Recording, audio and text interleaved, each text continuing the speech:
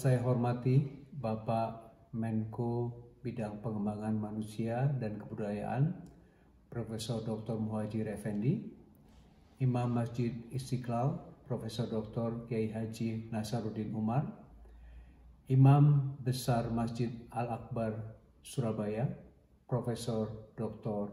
Rum Rowi, Imam Besar Masjid Baitur Rahman Banda Aceh, Profesor Tengku Asman Ismail, sahabat baik saya, Direktur Jenderal London Central Mosque and Islamic Cultural Center UK, Dr. Ahmad Al-Dubayan, Direktur Jenderal Informasi dan Diplomasi Publik Kementerian Luar Negeri, Duta Besar Teuku Faizasa, para hadirin acara virtual Gebiar Hijriah, baik yang bergabung dari Indonesia, dari Inggris dan Irlandia, maupun dari berbagai belahan dunia.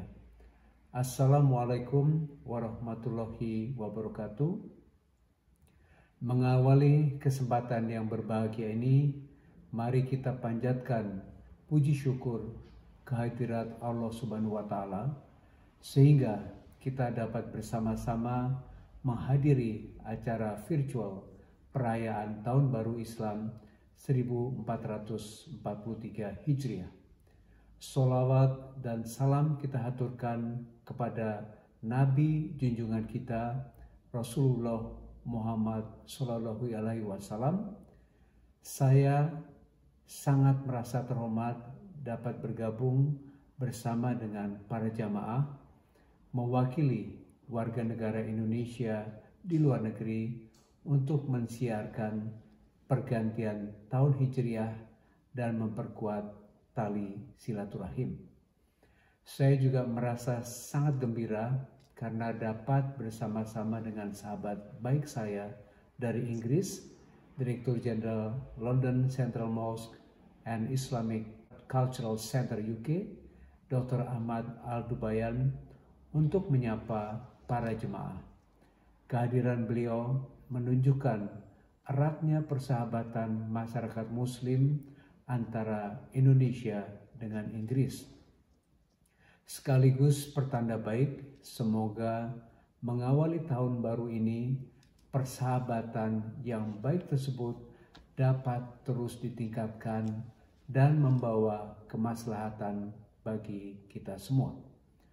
Para jemaah dan hadirin yang berbahagia, pergantian tahun baru Hijriah merupakan momen yang memiliki makna yang mulia bagi setiap Muslim. Pertama, tanggal 1 Muharram juga diperingati sebagai pengingat peristiwa penting saat Rasulullah hijrah dari kota Mekah ke Madinah yang kemudian melahirkan agama Islam. Kedua, hijrah ini kemudian diikuti dengan semangat perjuangan dan optimisme yang tinggi untuk menyebarkan agama Islam dan mengajarkan kebaikan. Ketiga, tahun baru Islam juga mengandung makna perubahan menuju kebaikan dan kemanfaatan bagi seluruh manusia dan menjaga alam semesta. Inilah yang menjadikan Islam sebagai agama yang rahmatan lil alamin.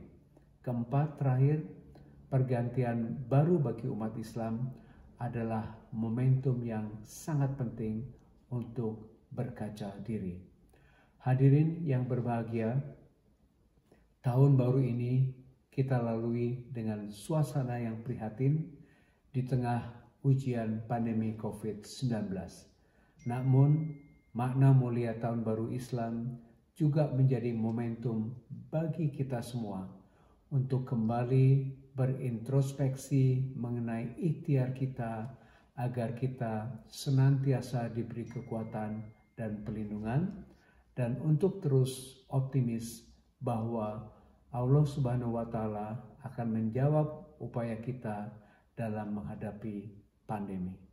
Pandemi ini juga ujian bagi kita untuk terus memperkuat solidaritas agar sama-sama dapat saling membantu dan menguatkan, mereka yang sehat membantu mereka yang lemah. Saya juga yakin melalui semangat persaudaraan, kita akan merajut modal untuk hijrah menuju peradaban yang lebih baik, di mana masyarakatnya mensyukuri nikmat kehidupan di saat normal dan tabah menghadapi cobaan pandemi, di mana masyarakatnya terdiri dari individu yang saling mencintai, di mana masyarakatnya saling gotong royong untuk mencari solusi. Pada kesempatan ini, mari kita mendoakan agar orang tua kita, saudara-saudara kita, dan para pemimpin di tanah air agar tabah dan kuat dalam menghadapi cobaan ini. Mari kita sama-sama memohon kepada Allah Subhanahu wa Ta'ala, semoga tahun ini adalah tahun terakhir bagi pandemi. Semoga kita akan dipertemukan dengan tahun mendatang bersama dengan suasana yang lebih baik. Akhirnya saya mengucapkan selamat tahun baru 1443 Hijriah. Dengan semangat Hijriah, mari kita membangun persaudaraan untuk bersama-sama menghadapi pandemi dan mempersiapkan peradaban yang kokoh, yang memiliki rasa optimisme, solidaritas, dan saling mencintai. Amin ya Rabbal Alamin. Akhirul kalam, wabillahi taufik wal hidayah. Wassalamualaikum warahmatullahi wabarakatuh.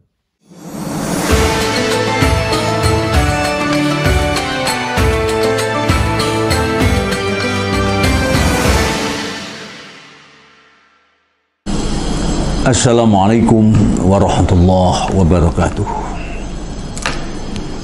Alhamdulillah, nahmaduka ma'allamana nahmad, nusalli wa nusallim ala nabiyyina wa rasulina Muhammad wa ala alihi wa ashabihi wa tabi'ihi wa man ihtada ilal abad, amma ba'd. Para pemirsa yang berbahagia, peristiwa hijrah adalah tonggak sejarah dalam sejarah perkembangan dakwah Rasulullah membawa agama seluruh Nabi dan Rasul, yaitu agama Islam. Yang inti dari hijrah menurut saya adalah usaha yang optimal untuk mendobrak suatu kemandekan, mendobrak status quo, untuk menjadikan hari esok jauh lebih dari hari ini, lusa lebih baik daripada esok. Dan saya kira ajaran kita adalah itu, ya. Hijrah untuk kita ada satu hal yang harus dilakukan oleh semua kita. Banyak hari besar dalam Islam, tapi yang menjadi tonggak sejarah bukanlah kelahiran Rasul, bukan turunnya Al-Quran, tapi uniknya adalah peristiwa hijrah. Karena hijrah milik seluruh umat Islam dan harus menjadi semangat bagi kita untuk menjadikan masa depan lebih baik, untuk membuka peradaban yang lebih meyakinkan, peradaban yang akan membawa umat masuk ke dalam kebahagiaan lahiriah maupun batinnya.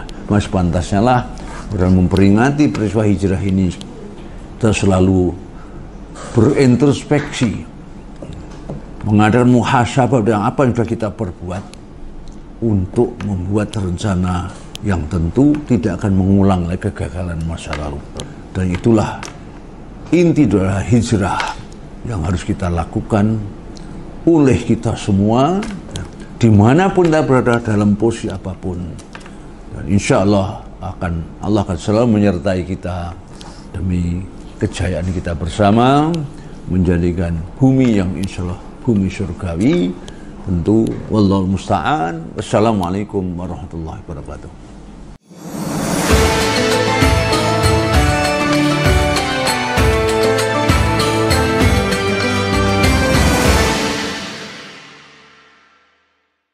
Assalamualaikum warahmatullahi wabarakatuh. Alhamdulillahi rabbil alamin. wassalatu wassalamu ala asyrafil anbiya'i wal mursalin wa ala alihi wa ashabihi ajma'in. Para pemirsa yang dirahmati Allah, kita umat Islam dilarang berputus asa.